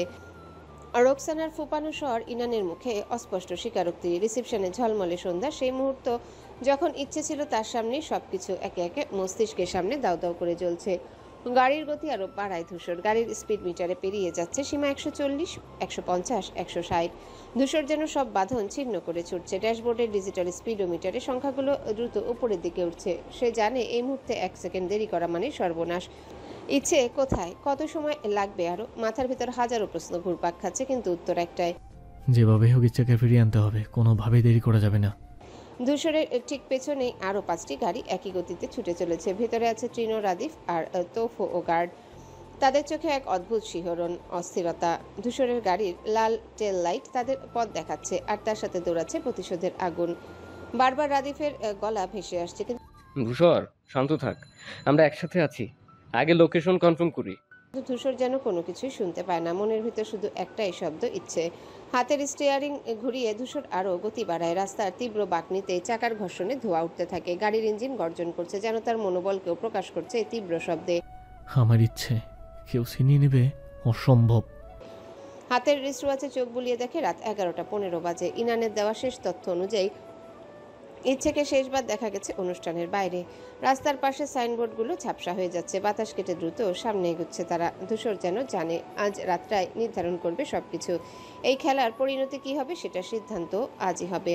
হঠাৎ রাস্তার বাঁকে এসে ধূসর স্টিয়ারিং এক ঝটকায় ঘুরিয়ে নেয়। গাড়ির টায়ার রাস্তায় স্ক্র্যাচ করে বিকট শব্দ তোলে। সামনের একটা পুরনো বাংলো বাড়ি আছে, যার মালিক রাজনীতিবিদ, প্রভাবশালী এক ব্যক্তির। আশেপাশে নীরবতা, যেন ঝড় আসার আগের মুহূর্তের মতো ভয়ানক নিস্তব্ধতা। একা একা যেন এক অদ্ভুত উন্মাদনায় ডুবে আছে আফনান। ইচ্ছের দিকে তাকিয়ে থাকে। ঠোঁটের কোণে অস্বাভাবিক এক হাসি খেলা করছে। ঘরভর্তি নীরবতা, শুধুই আফনানের গলার স্বর ছড়িয়ে পড়ে বাতাসে। আফনান ধীরে ধীরে ইচ্ছের দিকে ঝুঁকে আসে। ইচ্ছের স্নিগ্ধ অচেতন মুখের দিকে তাকিয়ে গভীর শ্বাস নেয়, যেন দীর্ঘদিনের এক অসমাপ্ত গল্পের শেষ অধ্যায়ে পৌঁছেছে সে। তারপর কানের কাছে ফিসফিসিয়ে বলে, সুইট হার্ট, এতদিনের দহন এবার শেষ করার পালা। আফনানের কণ্ঠস্বরে হিমশীতল উন্মাদনা, যেন কোনো পিশাচ তার শিকারের শেষ মুহূর্তের উপভোগ করছে। ইচ্ছে তখনও অচেতন, নীরব। আফনান উঠে দাঁড়ায়, উন্মাদের মতো একরকম ছাকুনি দিয়ে মাথা নাড়ে। নিজের হাত দুটো মুষ্টিবদ্ধ করে একবার তাকায় ইচ্ছের দিকে, তারপর যেন এক পাগলাটে আনন্দে ভেসে যেতে থাকে দরজার দিকে এগিয়ে যায়। দরজার হাতল ধরে একটানে খুলে ফেলে, যেন মুক্তির এক দ্বার খুলে দিয়েছে। ঘরের ভেতর অন্ধকার ঘনিয়ে আসে, বাইরে আলো ছড়িয়ে পড়ে, আর সেই আলোর ঠিক মাঝখানে দাঁড়িয়ে থাকে আফনান, চোখে এক বিভীষিকাময় তৃপ্তি। বসার ঘর জুড়ে গভীর নীরবতা, চাপা উত্তেজনা যেন বাতাসে ভাসছে। আলিম মির্জা সোফায় হেলান দিয়ে বসে আছেন, চোখে মুখে সেই পরিচিত গাম্ভীর্য। পাশেই বেশ কয়েকজন অনুগত সহচর দাঁড়িয়ে গম্ভীর মুখে পরিস্থিতি পর্যবেক্ষণ করছে। তাদের পাশে এক কোণে খাতা কলম হাতে চুপসে বসে রয়েছেন এক বৃদ্ধ। বেশভূষা দেখে বোঝা যায় তিনি কাজী। মাথা নিচু করে বসে আছেন, যেন কোনো অনিবার্য পরিণতির অপেক্ষায় তার অস্তিত্ব শিহরিত হচ্ছে। কেউ কোনো কথা বলছে না। ঘড়ির কাঁটার টিকটিক শব্দ শোনা যাচ্ছে। এমন সময় সিঁড়ির দিক থেকে কিছু শব্দ শোনা যায়। ধীরে ধীরে নেমে আসে আফনান। ঢুলতে ঢুলতে চোখ অর্ধেক বন্ধ, চেহারায় নেশার ছাপ স্পষ্ট। আফনানের ঢিলে ঢোলা চলাফেরা দেখে বোঝা যায় পুরোপুরি সংজ্ঞাহীন নয়, তবে বাস্তবতাটা থেকে খানিকটা বিচ্ছিন্ন। আফনানের অবস্থা দেখেও আলিম মির্জা নির্বিকার থাকেন, বরং ঠোঁটের কোনো এক চিলতে রহস্যময় হাসি ফুটে ওঠে। সঙ্গে সঙ্গে তিনি ধীরে সুস্থে উঠে দাঁড়ান, যেন কোনো গুরুত্বপূর্ণ মুহূর্তের জন্য প্রস্তুতি নিচ্ছেন। বৃদ্ধ কাজী শঙ্কিত চোখে তাকান আলিম মির্জার দিকে, হাতের খাতা কলম শক্ত করে চেপে ধরেন। গলা শুকিয়ে আসে, কিন্তু কিছু বলার সাহস পান না। তার চোখের সামনে বসা ব্যক্তিটি এমপি, একজন ক্ষমতাধর ব্যক্তি। এক ভুল পদক্ষেপ তার ভবিষ্যৎকে অনিশ্চয়তার গহ্বরে ঠেলে দিতে পারে। আফনান নিচে নামতে উপস্থিত সবাই সতর্ক হয়ে যায়, চোখে মুখে অজানা আশঙ্কা খেলা করে। আলিম মির্জার ঠোঁটের হাসি আরেকটু চওড়া হয়, কিন্তু চোখের দৃষ্টি হিমশীতল, যেন একবার তাকালে প্রতিপক্ষের শির দ্বারা বেয়ে শীতল স্রোত নেমে যায়।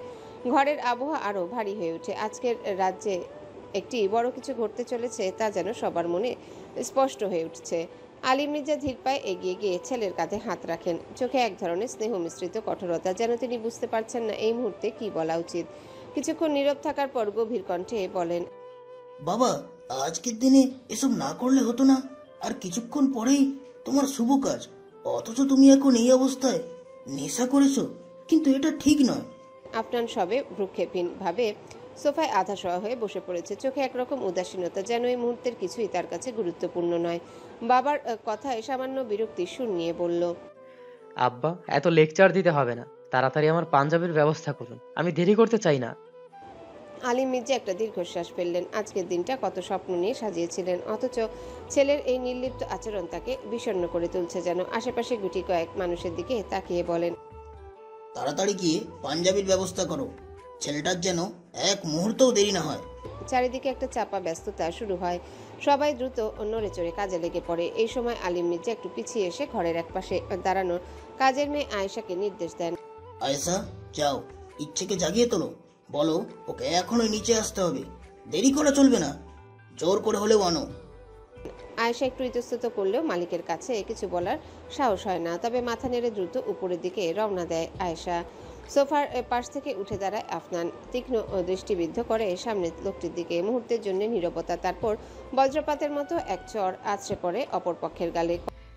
ইচ্ছেকে তুলে আনার সময় তুই ওর হাত স্পর্শ করার সাহস পেলি কিভাবে? কণ্ঠে রাগ আগুন জ্বলছে, চোখে মুখে। চারিপাশ স্তব্ধ হয়ে আসে, সবাই থমকে যায় আফনানের রুদ্ররূপ দেখে। লোকটি হতভম্ব, চোখে ভয় মিশ্রিত বিস্ময়, কিন্তু আফনান থামে না, কণ্ঠ আরো শক্ত হয়ে ওঠে। তোদের বারবার সতর্ক করেছিলাম, কিন্তু শোনার ধৈর্য ছিল না কারোর। আমার অধিকারে হাত দিলি, তোকে শাস্তি দিতে আমার এক মুহূর্তও লাগবে না। পাশ থেকে আলিম মির্জা কিছু বলতে যাবে, কিন্তু আফনান এক ঝটকায় হাত তুলে থামিয়ে দেয়। এরপর পেছনে দাঁড়িয়ে থাকা ব্যক্তিদের উদ্দেশ্যে নির্দেশ দেয়, একে আমার চোখের সামনে থেকে সরিয়ে নাও, নাইলে আমার হাতের নবম খুন হবে আজই। অন্যদিকে তৃণ ধীরে ধীরে বলে, আমাদের পরিকল্পনা করে এগোনো উচিত, ওরা নিরস্ত্র নয়, অস্ত্রধারী হতে পারে। ধূসর তখনও সামনের অন্ধকার রাস্তার দিকে তাকিয়ে গভীর চিন্তায় নিমগ্ন।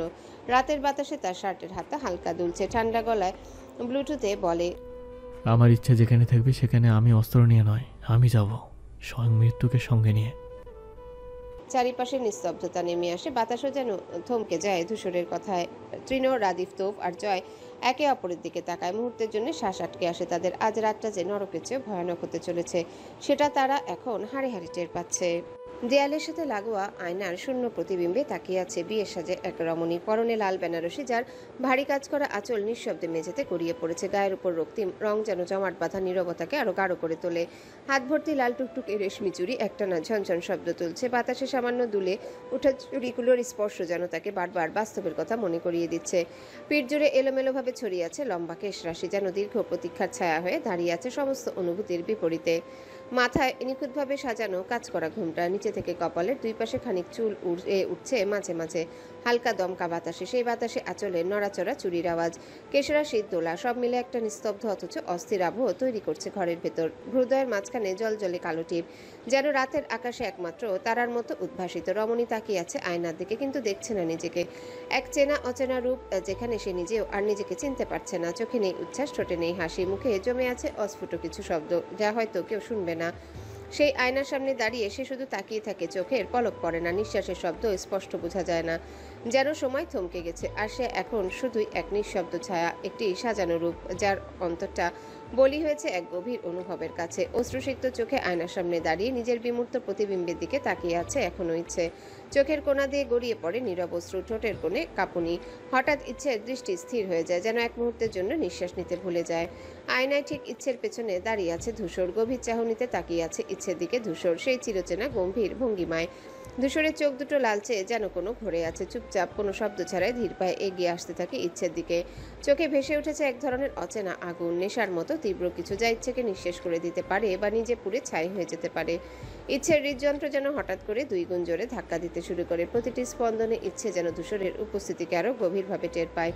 ইচ্ছের গলার ভেতর শুকিয়ে আসে, ঠোঁট কাঁপতে থাকে, হাতে ধরা আঁচল খসে পড়ে মেঝেতে। ধূসর এসে দাঁড়ায় একদম ইচ্ছের পেছনে, তার মুখ একেবারে ইচ্ছের ঘাড় বরাবর নামিয়ে ফিসফিস করে বলে, পালাতে পারবি না, আমি তোর ভেতরেই আছি। ইচ্ছে স্থবির হয়ে যায়, গায়ে কাঁটা দিয়ে ওঠে। সপ্তাদশীর সমস্ত অনুভূতি যেন একত্র হয়ে বুকের ভেতর কাঁপতে শুরু করে। বুঝতে পারে এটা সেই ধূসর ভাই নয় যাকে সে চিনত, এটা অন্য এক ধূসর তালুকদার, অন্ধকার বুনো দাবানলের মতো। আয়নার প্রতিফলন ইচ্ছে দেখতে থাকে নিজের নিষ্পলক দৃষ্টি আর ধূসরের চোখের গভীর কালো অন্ধকার। ধূসর এবার ধীরে ধীরে মুখ নামিয়ে আনি ইচ্ছের গলার কাছে, কাঁপতে থাকা ঘোমটাটুকু আঙ্গুলের আলতো ছোঁয়ায় সরিয়ে দেয়। নরম রেশমের মতো ঝরে পড়া ঘাড়ের পাশে আর তার ঠিক নিচে উন্মুক্ত কাঁধে গভীর এক চুম্বন এঁকে দেয় ধূসর। মুহূর্তে ইচ্ছের শরীর কেঁপে ওঠে, যেন বিদ্যুৎ খেলে যায় প্রতিটি স্নায়ুর ভেতর, আর সেই কাঁপুনি শীত দ্বারা নেমে আসে হিমশীতল অনুভবের মতো। ধূসরের স্পর্শে ইচ্ছের শ্বাস আটকে আসে, নিঃশ্বাসগুলো হয়ে ওঠে ভারী, গলার ভেতর থেকে কোনো শব্দই যেন আর বেরোতে চায় না। ধূসর মুখ ঘুরিয়ে নিয়ে আসে আবার ঠিক ইচ্ছের কানের কাছে। ধূসরের গরম নিঃশ্বাস ইচ্ছের উন্মুক্ত কাঁধে ফেলতেই ইচ্ছে আরেকবার কেঁপে ওঠে। আঙ্গুলের সাহায্যে ধূসর গাঢ় কাজলের কালো টিকা আঁকে ইচ্ছের কানের নরম ত্বকে। টিকা যেন এক অদৃশ্য সিলমোহর, ধূসরের অধিকার, ভালোবাসা আর চিরন্তন শান্তির প্রতীক। আয়নার দিকে তাকিয়ে ধূসর হঠাৎ বলে ওঠে নিচু স্বরে, বউ লাগছিস, একদম পুতুল বউ, আমার বউ। বউ শব্দটা ধূসরের ঠোঁটেই আটকে যায়, শেষ করতে পারে না, যেন নিজেই গিলে ফেলে বাকিটা। মুহূর্তে চমকে উঠে ইচ্ছে, কল্পনার গাঢ় কুয়াশা থেকে হঠাৎ বাস্তবতা টেনে আনে। বাইরে থেকে আয়েশার গলা ভেসে আসে। ইচ্ছে চমকে উঠে, বুঝতে পারে এতক্ষণ যা হচ্ছিল সব ছিল কল্পনায়, কিন্তু গায়ে এখনো লেগে আছে ধূসরের চুম্বনের জ্বালা। কান জুড়ে রয়ে গেছে সেই গাঢ় কালো টিকার তপ্ত ছোঁয়া। হৃদপিণ্ডের গতি তখনও স্বাভাবিক হয়নি। চুপি চুপি নিঃশব্দে ডুকরে ওঠে আয়েশা। মেয়েটি এই বাড়ির একজন পুরনো কাজের সহকারী, বয়স 30-এর কোঠায় হলেও চেহারায় সহজ সরল আন্তরিকতার ছাপ, মুখে সবসময় একরকম কঠিন দায়িত্বশীলতার ছায়া। আলিম মির্জার ঘরে ছায়ার মতো সে, যার জীবন চলে তার টাকায়, তবে মনটা এখনো মানবিক। তাই হয়তো আয়েশা পারছে না চোখ বন্ধ করে অমানবিক কিছুতে সায় দিতে। এমন সময় চুপচাপ পায়ের শব্দ না করে ঘরের দরজা পেরিয়ে ইচ্ছের কাছে এসে দাঁড়ায়। ইচ্ছেকে এই ঘরে একা বন্দি করে রাখা হয়েছে, এখনো কাঁদছে, কপাল ঘেঁষে নেমে এসেছে চোখের পানি, গালে জমে গেছে লালচে ছাপ। আয়েশা ধীর পায়ে এগিয়ে এসে ইচ্ছের সামনে দাঁড়িয়ে পড়ে, কণ্ঠে একদম কোনো রকম নরম ভাব নেই, বরং স্পষ্ট দৃঢ়তা। ম্যাডাম, কান্না থামান, নিজেকে ঠিক করুন, নিচে নামতে হবে, বিয়ে পড়ানোর কাজ শুরু হবে এখন। ইচ্ছে বিস্ময়ে চেয়ে থাকে আয়েশার দিকে। ইচ্ছের চোখে শুধুই আতঙ্ক, অসহায়তার কিছুটা ক্ষোভ। এক মুহূর্ত পর যেন ভেতরে সবকিছু ভেঙে পড়ে। ইচ্ছে হঠাৎ হাঁটু মুড়ে আয়েশার সামনে বসে পড়ে, দুই হাতে আঁকড়ে ধরে আয়েশার পায়ের কাছে। কণ্ঠ কাঁপতে থাকে, গলার স্বর ফেটে যাচ্ছে কান্নার চাপে। আমি আপনাকে অনেকবার বলেছি আমাকে এখান থেকে বাঁচান, দয়া করে কিছু একটা করুন প্লিজ। আমি এই বিয়ে করব না, আমি এই বাড়িতে বন্দি হয়ে থাকতে চাই না, আপনার কাছে হাত জোর করি। আয়েশা চোখ বন্ধ করে ফেলে এক মুহূর্তের জন্য। এই মেয়েটিকে সে প্রায় ছোটবেলা থেকে দেখে এসেছে। ইচ্ছে মির্জের বাড়ি জ্যোৎস্নার মতো ছিল, হঠাৎ করে যেন ঘোর অন্ধকারে আটকে গেছে। কিন্তু আয়েশা জানে এই মুহূর্তে ইচ্ছের পাশে দাঁড়ানো মানেই তার নিজের জীবনও ছিন্ন ভিন্ন হয়ে যাবে। আলিম মির্জার হাতে অনেক ক্ষমতা, অনেক প্রতিশোধ, সেই ভয় তাকে যেন শিকল পরিয়ে রেখেছে। চাইলেও ইচ্ছেকে সাহায্য করতে ব্যর্থ আয়েশা। তবুও মানবিকতার কাঁপনে আয়েশা ধীরে ঝুঁকে পড়ে ইচ্ছের বাহু ধরে নরম গলায় বলে, আপনি আমাকে কিছুর মধ্যে ফেলবেন না ম্যাডাম, আমি কিছুই করতে পারবো না। আলিম মির্জার হাত অনেক লম্বা, আমার সংসার চলে তার টাকায়। তারপর কাপা কাপা হাতে ইচ্ছেকে দাঁড় করিয়ে দেয়। ইচ্ছে তখনও কাঁদছে, ঠোঁট কাঁপছে। আয়েশা চোখ নামিয়ে নেয়, যেন তাকাতেও পারছে না। কিছু না বলে ইচ্ছের হাত ধরে বসার ঘরের উদ্দেশ্যে নিয়ে বেরিয়ে পড়ে। আর ওদিকে বিয়ের ঘরে আলো জ্বলছে, যেখানে কেউ জানে না একে অপরের নিষ্ঠুরতার বন্দিত্বের গল্প। ঠিক পায়ের নিচে শেকড় গেড়ে বসে আছে। রাত প্রায় শেষ প্রান্তে, ঘড়ির কাঁটা তখন 2টা 47 ছুঁই ছুঁই। ঘরের মধ্যে নিস্তব্ধতা গা ছমছমে, বাতাসে কেমন যেন একটা চাপা উত্তেজনার গন্ধ। দেয়ালে ঝোলানো বিশাল পুরনো ঘড়িটা শুধু টিকটিক করে সময় জানান দিচ্ছে। ঘরের এক কোণে বসে আছেন আলিম মির্জা, চোখে মুখে স্পষ্ট চিন্তার রেখা। গম্ভীর দৃষ্টিতে তাকিয়ে আছেন সামনের দিকে, যেন কিছু গভীর হিসেব করছেন।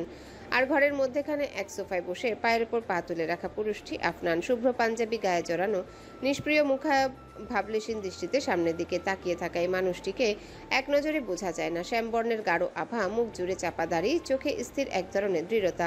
পাঞ্জাবির বোতাম খোলা, বুকের লোমশ অংশটুকু স্পষ্ট দেখা যাচ্ছে। আফনানের এই অনিয়ন্ত্রিত রূপটা যেন এক ধরনের হিংস্র সৌন্দর্য ধারণ করে। মাথার লম্বা এলোমেলো চুল, হাতে ঝকঝকে সিলভার ব্রেসলেট, সব মিলিয়ে আফনানের মধ্যে যেন মিশে আছে এক অভিজাত জঙ্গলিপনা, যেন সভ্যতার মাঝে দাঁড়িয়ে আছে গণ্যরূপী পুরুষ। অন্য পাশে বসা কাজী চুপচাপ খাতার পাতায় কলম চালিয়ে যাচ্ছেন, যেন চারিপাশের কোনো অস্থিরতা বৃদ্ধার মনোযোগকে স্পর্শ করতে পারছে না। আলিম মির্জার গলার নিচু স্বর মাঝে মাঝে শোনা যাচ্ছে, আর আফনান মাঝে মাঝে ফোনের দিকে তাকিয়ে হালকা হাসছে, একটা রহস্যময় তীক্ষ্ণ হাসি।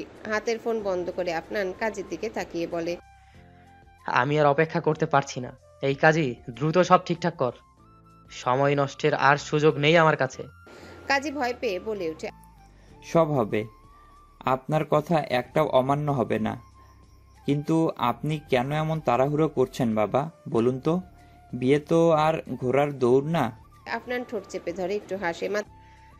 ঘোড়ার দৌড় তো কাজী, সময়ের সঙ্গে পাল্লা দিতে হয়। আমার ইচ্ছে মতোই বিয়েটা হবে, আর হবে খুব তাড়াতাড়ি। তাড়াতাড়ির বিয়ে তো গলধর্ম সম্পর্কের সূত্রপাত হতে পারে। যদি এমন হয় বউ আপনাকে না পছন্দ করে? মাথা নিচু করে মুখ ফসকে বলেই ফেলে বৃদ্ধা। আফনান সত্যি রেগে যায় বা চেঁচিয়ে বলে, যাকে পছন্দ করি সে পছন্দ না করলে আমি নিজে তাকে পছন্দ করানো শিখিয়ে দেব। পছন্দ তো আর নির্বাচন না, জিততেই হবে। কাজী অর্ধচাপা গলায় বলে, ভয় পাই বাবা, আপনার ভালোবাসার ধরনটা যেন একটু আভিজাত্য খাঁচার মতো, ভেতরে ঢুকলে আর ফেরার রাস্তা থাকে না। আফনান একগাল হেসে উঠে, ফেরার রাস্তা থাকলে তাকে ভালোবাসা বলে না কাজী। আমার বউ হবে আমার, শুধু আমার, কারোর সঙ্গে না, নিজের ছায়ার সঙ্গে ভাগ দেব না। আপনার এই নিয়ন্ত্রণের খেলা একদিন আপনাকেই কাবু করে ফেলবে বাবা। আর যদি মেয়েটা রাজি না হয়? আফনান ঘাড় ঘুরিয়ে, তাহলে আমি বিয়ের আসরে বাসর সারবো, সম্মতি ছাড়াই। রাজি হওয়ার সময়ে মেয়েটা হবে না, তখন শুধু চুপ থাকার সুযোগ থাকবে। কাজী ও পাশে বসা আলিম মির্জা ছেলের এমন ঠোঁটকাটা কথায় লজ্জায় মাথা নিচু করে ফেলে। এক মুহূর্তে গোটা পরিবেশ অস্বস্তিতে ছেয়ে যায়। সোফার এক কোণে বসে থাকা আফনান যেন সময়ের প্রতিটা মুহূর্তে বিরক্তি গিলে চলেছে। চোখে মুখে পরিষ্কার অস্বস্তির ছাপ, আঙ্গুলে আঙ্গুলের খেলা, ঠোঁট চেপে ধরা, সব মিলিয়ে বোঝাই যাচ্ছে কারো জন্য অপেক্ষা করা তার ধৈর্যের সীমা ছাড়িয়ে যাচ্ছে। চারিপাশে অভিজাত নিস্তব্ধতা, শুধু দেয়াল ঘড়ির টিকটিক শব্দ শোনা যায়। ঠিক তখনই সিঁড়ি বেয়ে নিচে নামতে থাকে ইচ্ছে। পেছনে আয়েশা মাথা নিচু করে ধীর পায়ে হেঁটে আসছে। ইচ্ছের মুখে আতঙ্ক জমে থাকা ছায়া, চলাফেরায় জড়তা, চোখে আতঙ্ক আর বুক জুড়ে তখন। ইচ্ছের প্রতিটি পদক্ষেপ যেন অভিশপ্ত। ইচ্ছে শুধু মনে মনে প্রার্থনা করে, ইয়া আল্লাহ, আমাকে নরক থেকে উদ্ধার করুন, আমাকে রক্ষা করুন। আপনার সামনে তাকায় হুট করে, আর তখনই যেন চোখ মুহূর্তে স্থির হয়ে যায়। সমস্ত শরীরের উত্তাপ যেন এক বিন্দু দৃষ্টিতে জমে ওঠে। আফনান ধীরে ধীরে উঠে দাঁড়ায়, মাথা সামান্য নিচু, চোখ এক দৃষ্টিতে ইচ্ছের উপর, যেন ধীরে ধীরে শিকারীর মতন এগিয়ে আসছে। আফনান শরীরী ভাষায় ভরপুর প্রতিশোধ, এক চিলতে ব্যঙ্গ আর ভয়াবহ নিয়ন্ত্রণ।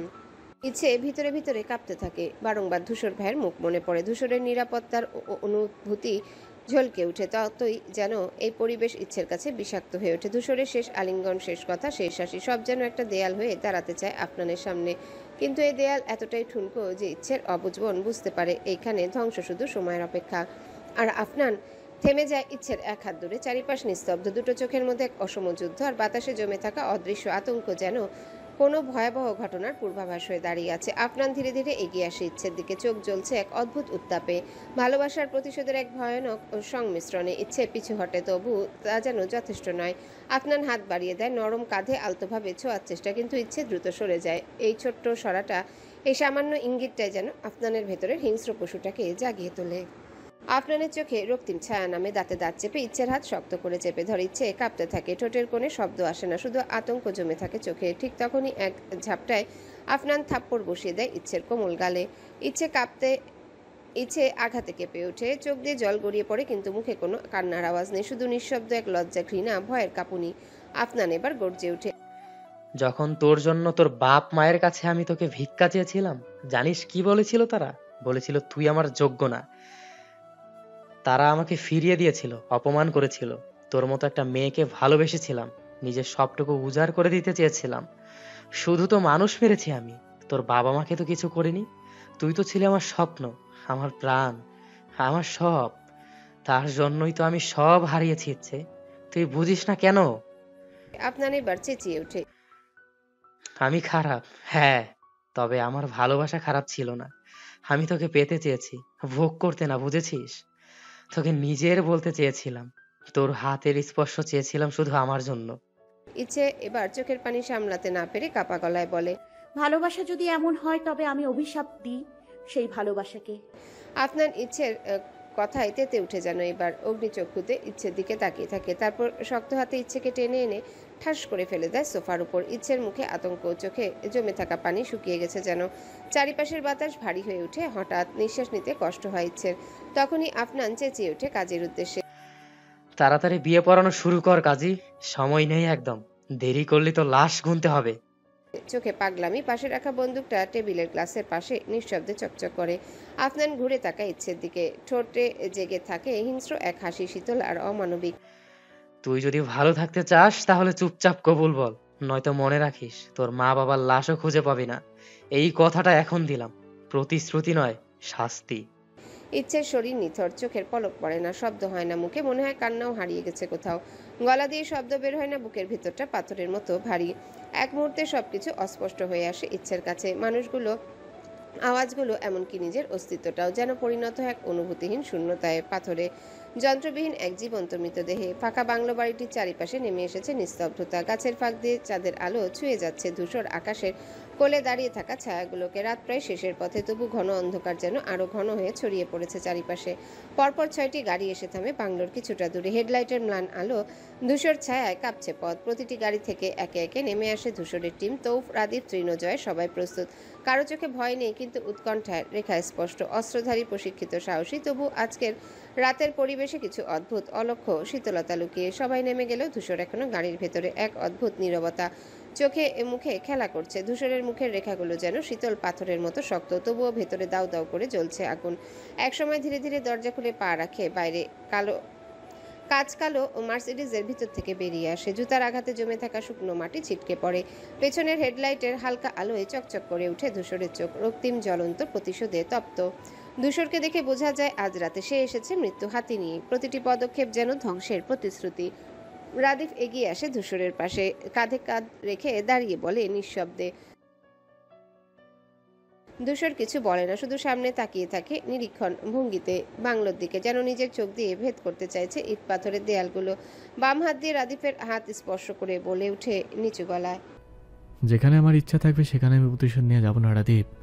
আমি যাব আমার দেহের শেষ নিঃশ্বাস বয়ে নিয়ে, কারণ আমার ভালোবাসার মৃত্যু দুটোই চুপচাপ এসে বুকে ভাঙবে। হ্যালো বন্ধুরা, পরবর্তী পার্ট খুব তাড়াতাড়ি আসবে, তো সবাই অপেক্ষায় থাকো। আর চ্যানেলটি যারা এখনো সাবস্ক্রাইব করোনি তারা পরবর্তী পার্ট দেখার জন্য চ্যানেলটি সাবস্ক্রাইব করে রেখো। ধন্যবাদ সবাইকে, আমাদের সাথেই থেকো।